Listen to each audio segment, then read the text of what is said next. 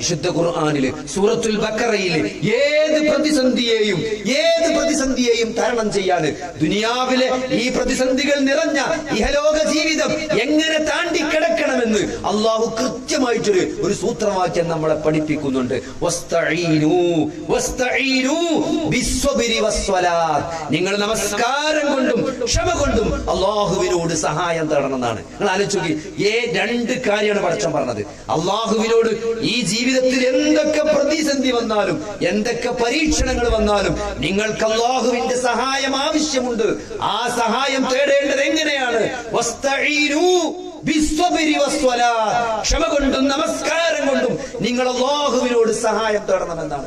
നോക്കി, അള്ളാഹുവിന്റെ റസൂൽ സല്ലല്ലാഹു അലൈഹി വസല്ലമക്ക് എന്ത് പ്രതിസന്ധി വന്ന് റസൂലിന്റെ മനസ്സ് കുടുസായി പോയാല്, പ്രയാസങ്ങൾ ഉണ്ടായാൽ, മാനസിക സംഘർഷങ്ങൾ ഉണ്ടായാല് ബിലാലിനോട് ബാങ്ക് വിളിക്കാൻ അല്ലെങ്കിൽ നമസ്കാരത്തിലേക്ക് നബി സല്ലല്ലാഹു അലൈഹി വസല്ലമ ധൃതി കൂട്ടുമായിരുന്നു എന്നാണ്. കാരണം നമസ്കരിക്കുമ്പം റസൂലിന് വലിയ സമാധാനമാണ് അനുഭവപ്പെടുക എന്നാണ്. സഹോദരങ്ങളെ, നമസ്കാരം കൊണ്ട് സഹായം തേടണം. അതേപോലെ തന്നെ ക്ഷമ കൊണ്ട് അള്ളാഹു പഠിപ്പിക്കണ്. ക്ഷമ കൊണ്ട് നിങ്ങൾ സഹായം തേടണം. വിശുദ്ധ ഖുർആൻ മറ്റൊരു സ്ഥലത്ത് പറഞ്ഞാണ് നിങ്ങൾ ക്ഷമിക്കണം എന്നല്ല പറഞ്ഞത്, നിങ്ങൾ ഭംഗിയായി ക്ഷമിക്കണം. എന്നാൽ ക്ഷമന്റെ ഏറ്റവും ടോപ്പാണെന്ത്? ഭംഗിയായി ക്ഷമിക്കുക. അതായത് നമ്മൾ ക്ഷമിക്കുകയാണ് എന്ന് നമ്മൾ പോലും അറിയാത്ത രൂപത്തിൽ ക്ഷമിക്കുക. മറ്റേതെന്താണ്? മറ്റേ ഇടങ്ങേറ് ഉള്ളിക്കുണ്ട്, പക്ഷെ കാണിക്കാൻ പാടില്ലല്ലോ വിചാരിച്ച് കുടിച്ചിട്ട് ക്ഷമിക്കലല്ല. അങ്ങനെ ക്ഷമണ്ട്. എന്ത്? നമുക്കറിയാം അതൊന്നും ചെയ്യാൻ പാടില്ല, അതുകൊണ്ട് നമ്മൾ ഇടങ്ങേറായി ഇങ്ങനെ നിൽക്കാണ്. ഇപ്പൊ പൊട്ടിത്തെറിക്കും, പക്ഷെ പൊട്ടിത്തെറിക്കാത്ത എന്താണ്? നമ്മളെ ദീന്, നമ്മളെ ഈമാനുള്ളതുകൊണ്ടാണ് ഞാൻ ഉണ്ടാത്തത് എന്ന് പിടിച്ച് അതല്ല. അതൊന്നും വരാതെ തന്നെ നമ്മുടെ ഒരു ട്രെയിറ്റ് ആയിട്ട് നമ്മൾ പോലും അറിയാതെ നമ്മൾ ക്ഷമിക്കുന്ന ഒരു തലത്തിലേക്ക് നമ്മളുടെ ക്ഷമ ഉയരേണ്ടതുണ്ട്. അതാണ് ഫസ്ബിറു സബ്റൻ ജമീലൻ, നിങ്ങൾ ഭംഗിയായി ക്ഷമിക്കണം എന്നാണ്. മറ്റെന്താണ്? അങ്ങനെ അസ്വസ്ഥത കാണുന്നുണ്ട്, ഇവിടെ പുറത്തുനിന്ന് വരില്ല എന്നുള്ളൂ. നമ്മളെ കണ്ടാലറിയും നമ്മളിങ്ങനെ എന്തൊക്കെ വിങ്ങി പൊട്ടി നിൽക്കണെന്നുള്ളത്. അങ്ങനല്ല, നമ്മൾ ചിരിച്ച് ഉള്ളിന്റെ ഉള്ളിന്ന് വിശാലമായ. കാരണം എന്താ? അള്ളാഹു ക്ഷമക്ക് നൽകുന്ന പ്രതിഫലം എന്നുള്ളത് കണക്ക് നോക്കാതെയാണ്. മറ്റൊരു വിഷയത്തിൽ അള്ളാഹ് അങ്ങനെ പറഞ്ഞ കണക്ക് നോക്കാതെ സോബിരിങ്ങൾക്ക് അള്ളാഹു പ്രതിഫലം നൽകുമെന്നാണ്. പണ്ഡിതന്മാര് സുബ്ർ പറഞ്ഞു കൊടുത്തു. 3 സുബ്ര പറഞ്ഞ കാണാം. എന്താ? ഒന്ന് ഫീ ത്വാഅത്തില്ല, അള്ളാഹുവിനെ അനുസരിക്കുന്ന വിഷയത്തിലുള്ള ക്ഷമ. അഥവാ ഇബാദത്ത് ചെയ്യാൻ ബാങ്ക് കൊടുക്കുമ്പോ എന്താണ്? ആ ഷട്ടർ താത്തിയിട്ട് ആ ഫോൺ ഓഫാക്കിയിട്ട് അല്ലെങ്കിൽ ഇടപാട് നിർത്തിവെച്ചിട്ട് ആ ബാങ്കിന് ഉത്തരം ചെയ്ത് പള്ളിയിലേക്ക് പോകാൻ, ഒരു ഉംറക്ക് പോകാൻ, ഒരു ഹജ്ജിന് പോകാൻ എന്താണ് കച്ചവടം ഉണ്ട്, ആരെ ഏൽപ്പിക്കും? ഇതൊന്നും നമ്മുടെ ഏൽപ്പിച്ചു പോയാൽ ശരിയാവില്ല, അതുകൊണ്ട് തൽക്കാലം ഹജ്ജ് ചെയ്യുന്നില്ല എന്ന് പറയുന്ന ആളുകളുണ്ട്. പക്ഷെ അതൊന്നും വിഷയമല്ല. അള്ളാഹുവിന്റെ അനുസരിക്കുന്ന വിഷയത്തിൽ, അള്ളാഹുവിന്റെ കൽപ്പന പാലിക്കുന്ന വിഷയത്തിൽ ദുനിയാവ് ഒരു തടസ്സമേ അല്ല, അതെനിക്കൊരു പ്രശ്നമല്ല എന്ന കൃത്യമായ നിലപാട് സ്വീകരിച്ച് അതിലൊക്കെ ക്ഷമിച്ചുകൊണ്ട് അവിടെ എന്ത് പ്രയാസം എന്റെ കച്ചവടത്തിൽ ഉണ്ടായിക്കോട്ടെ, ഞാൻ ഇപ്പൊ നിസ്കരിക്കാൻ പോകും, അതൊരു ക്ഷമയാണ്. അതാണ് ഏറ്റവും വലിയ ക്ഷമ. രണ്ടാമത്തത് അള്ളാഹുവിനെ ധിക്കരിക്കുന്ന വിഷയത്തിൽ, അള്ളാഹുവിനെ ധിക്കരിക്കുന്ന വിഷയത്തിൽ അതിൽ ഒരു കാരണവശാലും നമ്മളതിൽ പങ്കെടുക്കുന്നതല്ല. അതിന് അനുകൂലമായ ഒരു നിലപാടും ഞാൻ സ്വീകരിക്കുന്നതല്ല. കാരണം അതെന്റെ റബ്ബിന്റെ തൃപ്തി ഇല്ലാതാക്കും, എന്റെ പരലോകം നഷ്ടപ്പെടും. അതുകൊണ്ട് അതിന് ഞാൻ തയ്യാറല്ല. അതെന്റെ ജീവിതത്തിന്റെ നിലപാടാണ് എന്ന് പ്രഖ്യാപിക്കാൻ അതിന് വലിയ നഷ്ടങ്ങൾ വരും. ആ നഷ്ടം സഹിക്കാനുള്ള ക്ഷമയാണ് രണ്ടാമത്തെ ക്ഷമ. അപ്പൊ ഒന്നാമത് അള്ളാഹുവിനെ അനുസരിക്കുന്ന വിഷയത്തിലുള്ള ക്ഷമ, അഥവാ ഇബാദത്ത് ചെയ്യാൻ, സൽക്കർമ്മങ്ങൾ വർദ്ധിപ്പിക്കാൻ, ത്വാഅത്തില്ലയിൽ അള്ളാഹുവിനെ ക്ഷമിക്കാനും അള്ളാഹുവിനെ അനുസരിക്കാനും, ഇബാദത്തുകളും സൽക്കർമ്മങ്ങളും ഒക്കെ രാത്രി നമസ്കരിക്കാൻ, അത് രാത്രി ഈ സുബൈക്ക് തണുപ്പത്ത് എഴുന്നേറ്റ് പള്ളിയിൽ പോകാൻ, കുറച്ച് നേരത്തെ എണീറ്റ് തഹജ്ജുദ് നമസ്കരിക്കാൻ, കുറച്ച് ഖുർആൻ ഓതാൻ, കുറച്ച് സ്വതക്ക, ഒരു നല്ല സംഖ്യ എന്റെ അയൽവാസിയുടെ, ദരിദ്രനായ എന്റെ അയൽവാസിയുടെ വീട് നിർമ്മാണത്തിന് നല്ലൊരു സംഖ്യ കൊടുക്കാൻ. അതിന് പല പ്രതിസന്ധി ഉണ്ടാവും, അതിന് പിശാചി സമ്മതിക്കൂല, ദേഹേച്ഛ എതിര് നിൽക്കും. അതൊക്കെ അതിജയിച്ചുകൊണ്ട് ഞാൻ ആ എമൗണ്ട് അയാൾക്ക് കൊടുക്കുമെന്ന് നമുക്ക് തീരുമാനിക്കാനും കൊടുക്കാനുള്ള ഒരു ശക്തി ഉണ്ട്. അതാണ് ഒന്നാമത്തെ ക്ഷമ. രണ്ടാമത്തത് ഹറാമായ വിഷയങ്ങളിൽ, അള്ളാഹുവിനെ ധിക്കരിക്കുന്ന വിഷയങ്ങളിൽ ഒരു കാരണവശാലും ഞാൻ പങ്കെടുക്കുന്നതല്ല, അതിന് ഒരു തരത്തിലുള്ള അനുകൂലമായ നിലപാടും ഞാൻ സ്വീകരിക്കുന്നതല്ല എന്ന കൃത്യമായ നിലപാട്. അതിൽ എന്തൊക്കെ നഷ്ടങ്ങൾ എനിക്ക് ഭൗതികമായി വന്നാലും അതിന് ഞാൻ അത് ഞാൻ സഹിക്കാൻ തയ്യാറാണ് എന്നുള്ള അതാണ് രണ്ടാമത്തെ ക്ഷമ. മൂന്നാമത്തത് മാത്രമാണ് ജീവിതത്തിലെ പ്രതിസന്ധികളിൽ ക്ഷമിക്കുക എന്നുള്ളത്. ഒരു പ്രയാസം ഉണ്ടാവുമ്പോൾ ഒരു മക്കൾക്കോ അല്ലെങ്കിൽ എനിക്കോ ഭാര്യമക്കോ കുടുംബത്തിനോ അസുഖം വന്നതിന് സാമ്പത്തിക പ്രതിസന്ധി ഉണ്ടാവുമ്പോൾ ട്രയൽസ് പരീക്ഷണങ്ങൾ വരുമ്പോഴുള്ള ക്ഷമ അത് വെറും മൂന്നാമത്തെ ക്ഷമയാണ്. ഈ 3 ഇനം ക്ഷമയിലും ഒരു വിശ്വാസി മികച്ചു നിൽക്കേണ്ടതുണ്ട് സഹോദരങ്ങളെ.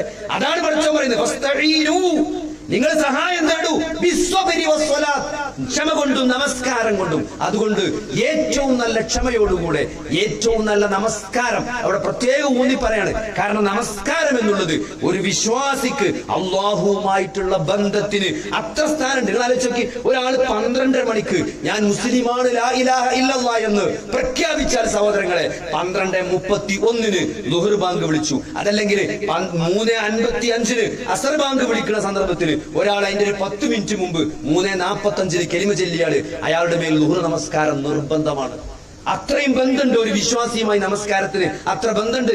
കാരണം അയാൾക്ക് നമസ്കരിക്കാൻ അറിയില്ലെങ്കിലും, അയാൾക്ക് ഫാത്തിഹ അറിയില്ലെങ്കിലും, അയാൾ അല്ലാ അല്ലാ എന്ന് പറഞ്ഞിട്ടെങ്കിലും നമസ്കാരത്തിന്റെ രൂപമെങ്കിലും അയാൾ ഫോളോ ചെയ്യേണ്ടതുണ്ട്. അത്രയും നിർബന്ധ ബാധ്യതയാണ് ഒരാൾക്ക് നമസ്കാരം. ഒരാൾ മരിച്ചാൽ പരലോകത്ത് ഹാജരാക്കപ്പെടുമ്പോൾ ആദ്യം ചോദ്യം ചെയ്യപ്പെടുക നമസ്കാരത്തെ കുറിച്ചാണെന്നാണ്. അത്രയും ബന്ധമുണ്ട് ഒരു വിശ്വാസിക്ക് നമസ്കാരവുമായി. നോക്കി, മദ്യം നിരോധിച്ച ഘട്ടത്തിൽ അത് നിരോധിക്കുന്നതിന്റെ മുമ്പ് വിശുദ്ധ ഖുർആനിൽ ഒരായത്തുണ്ട്. എന്താണ്? വലാ തഖറബുസ് സ്വലാത്ത വഅൻതും സുകാറ. നിങ്ങൾ മത്തന്മാരായിക്കൊണ്ട്, വെള്ളടിച്ച് മത്തായിക്കൊണ്ട് നിങ്ങൾ നമസ്കരിക്കാൻ വരരുത് എന്നാണ്. കാരണം മദ്യം സമ്പൂർണ്ണമായി നിരോധിച്ചിട്ടുണ്ടായിരുന്നില്ല. അപ്പൊ ആദ്യം പറഞ്ഞ എന്താ? നിസ്കരിച്ച് കിക്കായി കണ്ടത്, വെള്ളടിച്ച് കിക്കായിട്ട് നമസ്കരിക്കാൻ വരരുത് എന്നാണ് ആദ്യ ആയത്ത് ഇറങ്ങിയത്. ആ ആദ്യ ആയത്ത് ഇറങ്ങിയ ആയത്ത് സഹോദരങ്ങളെ മദ്യം പൂർണ്ണമായി നിരോധിച്ചിട്ടും ആ ആയത്ത് ഖുർആനിൽ നിലനിർത്തിയിട്ടുണ്ട്. നസ്ഖ് ചെയ്യപ്പെട്ട പല ആയത്തുകളും ഖുർആനിൽ ഇപ്പോഴും നിലനിൽക്കുന്നുണ്ട്. എന്തുകൊണ്ടാ സഹോദരങ്ങൾ ആലോചിച്ചല്ലോ? ആ ആയത്തിന് എന്ത് പ്രസക്തിയുള്ളത്? നിങ്ങൾ കിക്കായിക്കൊണ്ട് വെള്ളടിച്ച് കിറ്റായി നിസ്കരിക്കാൻ വരരുത് എന്ന് സത്യവിശ്വാസികളോട് പറയാണ്. എന്നിട്ട് അതിന്റെ രണ്ടാമത്തെ ഭാഗം എന്താ അറിയോ? നിങ്ങൾ പറയുന്നത് എന്താണെന്ന് നിങ്ങൾ അറിയുന്നില്ല എന്നാണ്. നിങ്ങൾ പറയുന്നത് എന്താണെന്ന് നിങ്ങൾ അറിയുന്നില്ല, അതുകൊണ്ടാണ് നിസ്കരിച്ചതെന്ന് പറഞ്ഞത്. ഇന്ന് ആലോചിച്ച് നോക്കി, ഇന്ന് എല്ലാരും നിസ്കാരം 90% ആൾക്കാർ നിസ്കാരം അങ്ങനത്തെ നിസ്കാരമാണ്. പറയുന്നത് എന്താണെന്ന് അറിയാത്ത നിസ്കാരം. ആ തക്ബീർ കെട്ടി സലാം വീട്ടുമ്പോഴാണ് സഹോദരങ്ങളെ പലരും നമസ്കാരത്തിലാണ് എന്ന് ഓർത്തു പോകുന്നത്. അങ്ങനത്തെ ഒരു നമസ്കാരമല്ല ഇവിടെ വസ്തഈനു ബിസ്സബ്രി വസ്സലാത്ത് എന്ന് പറഞ്ഞത്. അല്ലാഹുവിനെ ഓർക്കുന്ന, തക്ബീർ കെട്ടിയാൽ പടച്ചോനെ ഓർമ്മ വരുന്ന, ഈ പ്രപഞ്ചത്തിന്റെ സൃഷ്ടാവിന്റെ മുമ്പിലാണ് ഞാൻ നിൽക്കുന്നത് എന്ന് പറയുന്ന, അല്ലെങ്കിൽ ഫാത്തിഹ ഓതുമ്പോൾ അതിന്റെ ഓരോ ആയത്തും അൽഹംദുലില്ലാഹി റബ്ബിൽ ആലമീൻ എന്ന് പറയുമ്പോൾ സഹോദരങ്ങളെ നിങ്ങൾ ആലോചിച്ച് നോക്കി, അല്ലാഹു ചെയ്തു തന്ന അനുഗ്രഹങ്ങൾ എത്രയാണ്. ഇവിടെ ഈ നിൽക്കുമ്പോൾ നമുക്ക് നമ്മുടെ കൂടെ ജീവിച്ച, നമ്മുടെ കൂടെ സ്കൂളിൽ പഠിച്ച എത്ര ആളുകൾ സഹോദരങ്ങളെ ഭൂമിക്കടിയിലായി, എത്ര ആളുകൾ മരിച്ചു, എത്ര ആളുകൾ എത്രയാ പ്രയാസങ്ങൾ ലഭിച്ചുകൊണ്ടിരിക്കുന്നു. ഇത് ഈ ഒരു പ്രതിസന്ധിയൊന്നും ഇല്ലാതെ വാങ്കെടുക്കുമ്പോൾ പള്ളിയിൽ പോകാൻ സൗകര്യമുണ്ട്, എല്ലാ സൗകര്യമുണ്ട്. പള്ളി ഇവിടെ നോക്കി, ഒരു AC പള്ളി. പണ്ട് നമുക്ക് സൗകര്യം ഉണ്ടായിരുന്നില്ല. ഇന്ന് നല്ല നാട്ടിൽ എവിടെ പോയാലും ഓരോ മുക്കിലും മൂലയിലുമെല്ലാം AC പള്ളികളാണ്. ഇതിന്റെ കാര്യത്തിൽ എത്രത്തോളം സൗകര്യങ്ങൾ വന്നു സഹോദരങ്ങളെ. നിസ്കരിക്കാൻ പോണോ, നമുക്ക് വണ്ടിണ്ട്, ഏത് വണ്ടി എടുത്ത് പോണെന്ന കൺഫ്യൂഷൻ. അവിടെ പള്ളിക്ക് ഏത് വണ്ടിയാ പാർക്ക് ചെയ്യാൻ പറ്റുക ആ വണ്ടി എടുത്തിട്ട് 2 വീലർ ഉണ്ട്, ചെറിയ 4 വീലർ ഉണ്ട്, വലിയ 4 വീലർ ഉണ്ട്. അങ്ങനെ ഏതൊക്കെ വണ്ടികൾ നമ്മുടെ വീട്ടിൽ മുറ്റുണ്ട്. ഇതൊന്നും ഇല്ലാത്തൊരു കാലം ഉണ്ടായിരുന്നു. ഒരു സൈക്കിൾ കിട്ടിയിരുന്നെങ്കിൽ എന്നാഗ്രഹിച്ചിരുന്ന, ഒരു 2 വീലർ ഉണ്ടായിരുന്നെങ്കിൽ, ഒരു മാരുതി കാറെങ്കിലും വാങ്ങണമെന്ന് ആഗ്രഹിച്ചിരുന്ന ഒരു കാലം. അതൊക്കെ കഴിഞ്ഞ് വലിയ വലിയ വണ്ടികളും സൗകര്യങ്ങളും, ജീവിതത്തിന്റെ നിലവാരം എത്രയോ കൂടി സഹോദരങ്ങളെ. ഇതൊക്കെ അള്ളാഹു കാരുണ്യമായി നൽകിയതല്ല. നമ്മളെല്ലാവരും നമ്മളെ ഭൂതകാലം ഒന്ന് ആലോചിച്ച് നോക്കിയാൽ മതി. നമ്മൾ ഏതൊരവസ്ഥയിലായിരുന്നു, ഏതൊരവസ്ഥയിൽ നിന്നാണ് നമ്മൾ ഈ അവസ്ഥയിലേക്ക് എത്തിയത് എന്ന്. ഇതിനൊക്കെ അള്ളാഹുവിന്റെ ഔദാര്യം മാത്രമാണ്. ഇതൊക്കെ നമ്മളൊരു എഫർട്ട് കൊണ്ടാണ് എന്ന്, നിങ്ങളുടെ ഒരു പരിശ്രമവും അധ്വാനവും കൊണ്ട് മാത്രമാണ് എന്ന് നിങ്ങൾ വിചാരിക്കുന്നുണ്ടോ സഹോദരങ്ങളെ? അല്ല, ഇതെല്ലാം അള്ളാഹുവിന്റെ അനുഗ്രഹം ഒന്നുകൊണ്ട് മാത്രമാണ്. അതാണ് അൽഹംദുലില്ലാഹി റബ്ബിൽ ആലമീൻ. ഈ പ്രപഞ്ച സൃഷ്ടാവായ സകല ലോകങ്ങളുടെയും റബ്ബായ അള്ളാഹുവിനാകുന്നു സ്തുതി മുഴുവനും എന്ന് നമ്മൾ പ്രഖ്യാപിക്കുമ്പോ അത് ഉള്ളിന്റെ ഉള്ളിൽ നിന്ന് എന്തുകൊണ്ട് വരുന്നില്ല? എന്തെങ്കിലും അത് ഉള്ളിൽ നിന്ന് വരാതിരിക്കാൻ എന്തെങ്കിലും റീസൺ ഉണ്ടോ സഹോദരങ്ങളെ? ഈ ചെയ്തു തന്ന അനുഗ്രഹങ്ങൾ മുഴുവനും അത് അള്ളാഹുവിന്റെ കാരുണ്യമല്ലേ, അനുഗ്രഹമല്ലേ? അതിന് നമ്മൾ അള്ളാഹുവിനോടല്ലേ കടപ്പെട്ടത്? ആ അള്ളാഹുവിനോട് ആ നന്ദി ഒന്ന് ആ രഹസ്യമായി റബ്ബിന്റെ മുമ്പിൽ നിന്നുകൊണ്ട് ആ നന്ദി പറയാൻ എന്താണ് ഒരു മടി, എന്താണ് ഒരു ആത്മാർത്ഥതക്കുറവ്? അതാണ് അൽഹംദുലില്ലാഹി റബ്ബിൽ ആലമീൻ അർറഹ്മാനിർ റഹീം എന്ന് പറഞ്ഞാലോ, റഹ്മാനും റഹീമുമായ റബ്ബ്. നോക്കി, ജീവിതത്തിലെ നമുക്ക് കിട്ടിയ അനുഗ്രഹങ്ങൾ മുഴുവനും അള്ളാഹുവിന്റെ കാരുണ്യമാണ്, അള്ളാഹുവിന്റെ റഹ്മാനും റഹീമുമായ റബ്ബിന്റെ കാരുണ്യമാണ്. ഈ ഹിദായത്ത് അടക്കം നോക്കി, എത്ര ആളുകൾ അള്ളാഹു അല്ലാത്ത ആളുകളെ വിളിച്ച് പ്രാർത്ഥിക്കുന്ന ആളുകൾ. യഥാർത്ഥത്തിൽ മുഹമ്മദ് നബി സല്ലല്ലാഹു അലൈഹി വസല്ലമ മക്കയിൽ വന്നത് എന്തിനാണ് സഹോദരങ്ങളെ? അവിടെ അള്ളാഹുവിനെ അറിയാത്ത ആളുകളല്ല, അവർക്ക് റബ്ബിനെ അറിയാം. നമ്മളെക്കാൾ കൂടുതൽ അവർക്ക് അള്ളാഹുവിനെ അറിയാമായിരുന്നു.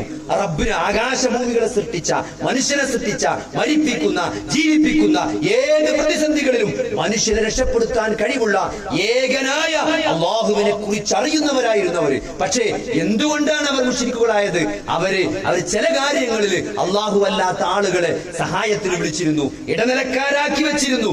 അവര് മുഖാന്തരം അള്ളാഹുവിലേക്ക് പോയാൽ മതി, അവരിലേക്ക് വസീലയിലൂടെ അള്ളാഹിന്റെ അടുത്തേക്ക് പോയാൽ മതി. ലാത്ത മനാത്തകളെ അവര് വസീലയായി വെച്ച് ആണ് അവർ അള്ളാഹുവിൽ ശിർക്ക് ചെയ്തുകൊണ്ട്, പങ്കു ചേർത്തുകൊണ്ടാണ് അവർ അള്ളാഹുവിൽ വിശ്വസിച്ചത്. അതുകൊണ്ടാണ് അവർ മുശ്രിക്കായി പോയത്. അള്ളാഹിനെ അറിയാഞ്ഞിട്ടല്ല, അള്ളാഹിനെ ആരാധിക്കാനിട്ടല്ല, അള്ളാഹിനെ പറ്റി മനസ്സിലാക്കാനിട്ടല്ല. അതുകൊണ്ട് സഹോദരങ്ങളെ, അതുകൊണ്ട് ഇസ്ലാമിന്റെ ഏറ്റവും ശരിയായ തൗഹീദ് മനസ്സിലാക്കാനും അതനുസരിച്ച് ജീവിക്കാനും അള്ളാഹു നമുക്ക് തൗഫീക്ക് നൽകിയില്ലേ സഹോദരങ്ങളെ? ആ റഹ്മാനായ റബ്ബിന്റെ കാരുണ്യമല്ലത്. അങ്ങനെ അത് നുള്ളിൽ തട്ടി ഒരു റഹ്മാനിർ റഹീം എന്ന് പറയാൻ എന്ത് തടസ്സമുള്ളത്? എന്ത് തടസ്സമുള്ളത്? എന്നിട്ടും എന്താ സഹോദരങ്ങളെ ഒരു ആത്മാർത്ഥതയോടെ റഹ്മാനിർ റഹീം എന്ന് പറയാൻ പറ്റാത്തത്? മാലിക് യൗമിദ്ദീൻ, മാലിക് യൗമിദ്ദീൻ, പ്രതിഫലം നൽകുന്ന ദിവസത്തിന്റെ ഉടമസ്ഥനായ, യൗമുദ്ദീന്റെ ഉടമസ്ഥനായ അള്ളാഹു. അന്ന് ഒരാളുടെയും അധികാരങ്ങൾ നടക്കാത്ത ദിവസമാണ്. ഒരാൾക്ക് ഒരാളെയും സഹായിക്കാൻ കഴിയില്ല. എന്തെങ്കിലും പ്രായശ്ചിത്തം ചെയ്തുകൊണ്ടോ, എന്തെങ്കിലും ഫൈൻ അടച്ചുകൊണ്ടോ, എന്തെങ്കിലും ശുപാർശ നേടിക്കൊണ്ടോ ഈ ദുനിയാവില് നമ്മൾ നിയമത്തിൽ നിന്ന് രക്ഷപ്പെടുന്നത് പോലെ ഫൈൻ അടച്ചിട്ടോ, ശുപാർശ ചെയ്തിട്ടോ, വേറെ ആരെങ്കിലും ഉപയോഗപ്പെടുത്തിയിട്ടോ നമുക്ക് അള്ളാഹുവിന്റെ ശിക്ഷയിൽ നിന്ന് രക്ഷപ്പെടാൻ സാധ്യമല്ല.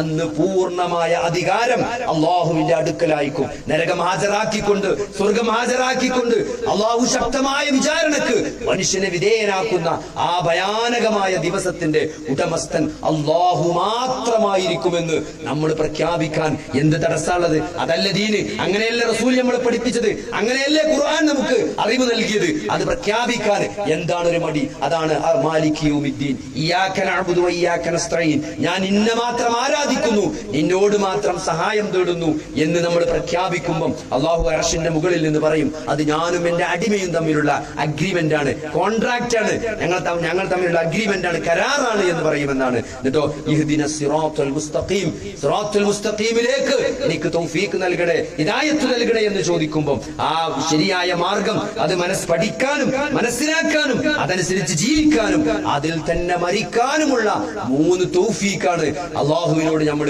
ഇഹ്ദിനസ് സിറാത്തുൽ മുസ്തഖീമിൽ ചോദിക്കുന്നത്. ശരിയായ സിറാത്തുൽ മുസ്തഖീമിനെ പറ്റി ശരിയായ അറിവ് നേടി അതനുസരിച്ച് പ്രവർത്തിച്ച് ആ അമൽ ചെയ്തുകൊണ്ട്, ഇബാദത്ത് ചെയ്തുകൊണ്ട് ജീവിക്കാനുള്ള തൗഫീഖ് ഉണ്ട്. അതേ ഈമാൻ നിലനിർത്തിക്കൊണ്ട് നല്ലൊരു ആഖിബത്തോടു കൂടെ മുഅ്മിനായി ഈമാനോടുകൂടെ മരിക്കാനുള്ള തൗഫീഖും കൂടി ആ ഇഹ്ദിനസ് സിറാത്തുൽ മുസ്തഖീമിൽ ചോദ്യത്തിൽ ഉണ്ട് എന്നാണ്. സിറാത്തുൽ ലദീന അൻഅംത അലൈഹിം, നീ അനുഗ്രഹിച്ച അമ്പിയാക്കന്മാരുടെയും സിദ്ദീഖീങ്ങളുടെയും സ്വാലിഹീങ്ങളുടെയും ശുഹദാക്കളുടെയും സലഫുകളുടെയും എല്ലാം വിശാലമായ ഇസ്ലാമിന്റെ രാജമാർഗമാണത്. അതിൽ യാതൊരു അവ്യക്തതയുമില്ല. 1400 വർഷങ്ങളായി ഇസ്ലാമിക പണ്ഡിതന്മാര് ഇസ്ലാമിക ശരീഅത്ത് കാലോചിതമായി കൃത്യമായ എന്തൊക്കെ പുതിയ പുതിയ പ്രശ്നങ്ങൾ വന്നാലും അതിന് കൃത്യമായ കാഴ്ചപ്പാടുകൾ നൽകി ഇസ്ലാമിന്റെ ആ രാജമാർഗം ഇതേ രാത്രി പോലെ പകൽ പോലെ അതിന്റെ പ്രക്ഷോഭിതമായ അതിന്റെ രാത്രി അവ്യക്തതയില്ലാത്തതാണ് എന്ന് ലൈലുഹാ കനഹാരിഹാ എന്നാണ് അല്ലാഹുവിന്റെ റസൂൽ ആ വഴിയെ പറ്റി പറഞ്ഞത്. ആ മാർഗം നമ്മുടെ മുമ്പിൽ വ്യക്തമാണ്. ആ മാർഗത്തിൽ നിന്ന് 2 കൂട്ടർ തെറ്റിപ്പോയിട്ടുണ്ട്. ഒന്ന് അല്ലാഹുവിന്റെ കോപത്തിന് വിധേയരായ ആളുകൾ, യഹൂദന്മാരെ പോലെയുള്ള ആളുകൾ. എന്താണ് അവർക്ക് സംഭവിച്ച പിഴവ്? അവർ ദീൻ പഠിച്ചു, പക്ഷെ അവർ ജീവിതത്തിൽ പ്രാവർത്തികമാക്കിയില്ല. അല്ലാഹുണ്ട്, റസൂലുണ്ട്, ഹലാലുണ്ട്, ഹറാമുണ്ട്, സ്വർഗമുണ്ട്, നരകമുണ്ട്, പരലോകമുണ്ട്, വിചാരണയുണ്ട് എന്നൊക്കെ അവർ പഠിച്ചു, മക്കളെ പഠിപ്പിച്ചു, പറയേണ്ടടുത്ത് നബിയൊക്കെ അത് പറഞ്ഞു. പക്ഷേ ആ ബോധത്തിനനുസരിച്ച് അവർ ജീവിക്കാൻ തയ്യാറായില്ല. അതാണ് യഹൂദന്റെ മാർഗം. അറിവ് നേടിയിട്ടും ആ അറിവിനനുസരിച്ച് ജീവിക്കാതെ അതെല്ലാം കാറ്റിൽ പറത്തി ജീവിച്ച ആളുകൾ അവരാണ് അല്ലാഹുവിന്റെ ഗളബ്, ദേശം കോപത്തിന് വിധേയരായ ആളുകൾ. ആ മാർഗത്തിൽ എന്നെ ചേർക്കല്ലേ എന്ന് പറയും. രണ്ടാമത് ഈ മാർഗത്തിൽ നിന്നൊരു കൂട്ടർ തെറ്റിപ്പോയി. അതാരാണ്? ഒന്ന് പഠിച്ച് പ്രാവർത്തികമാക്കാതെ തെറ്റിപ്പോയവരാണെങ്കിൽ, മറ്റേത് പഠിക്കാതെ വഴിപിഴച്ചു പോയ ആളുകൾ, ഈ മാർഗം കൃത്യമായി പഠിക്കാതെ വഴി തെറ്റിപ്പോയ ആളുകൾ, അതാണ് ക്രിസ്ത്യാനികളെ പോലെ പിഴച്ചുപോയ ആളുകൾ. ഈ രണ്ട് മാർഗത്തിലും ഞങ്ങളെ ചേർക്കല്ലേ എന്ന് നമ്മൾ പറയുമ്പോൾ ഒന്നിച്ച് മലക്കുകളും മനുഷ്യരും ആമീൻ പറയുമ്പോൾ അർശിന്റെ മുകളിൽ നിന്ന് അള്ളാഹു പറയുമെന്നാണ്, എന്റെ അടിമക്ക് അവൻ ചോദിച്ചത് മുഴുവനും ഉണ്ട് എന്ന് അള്ളാഹു അർശിന്റെ മുകളിൽ നിന്ന് പറയുമെന്നാണ്. സഹോദരങ്ങളെ, ഇതൊരു ഫാത്തിഹയാണ്, ഒറ്റ ഫാത്തിഹ. അങ്ങനത്തെ 17 ഫാത്തിഹ നമ്മൾ നിർബന്ധമായും നമ്മൾ നെഞ്ചത്ത് കൈവച്ച് അള്ളാഹുവിന്റെ മുമ്പിൽ നിന്നുകൊണ്ട് നമ്മൾ ഓതുമ്പോൾ ആ നമസ്കാരത്തിലൂടെ നമുക്ക് കിട്ടേണ്ട ഒരു എനർജി ഉണ്ട്, നമുക്ക് കിട്ടേണ്ട റബ്ബുമായിട്ടുള്ള ഒരു ബന്ധമുണ്ട്, ഒരു കണക്ഷൻ ഉണ്ട്. ആ ബന്ധം നമുക്ക് കിട്ടുന്നുണ്ടോ സഹോദരങ്ങളെ? അതുകൊണ്ടാണ് അള്ളാഹു പറഞ്ഞത് വസ്തഈനു ബിസ്സുബ്രി വസ്സലാത്ത്, ക്ഷമ കൊണ്ടും നമസ്കാരം കൊണ്ടും നിങ്ങൾ അള്ളാഹുവിനോട് സഹായം തേടണമെന്ന്.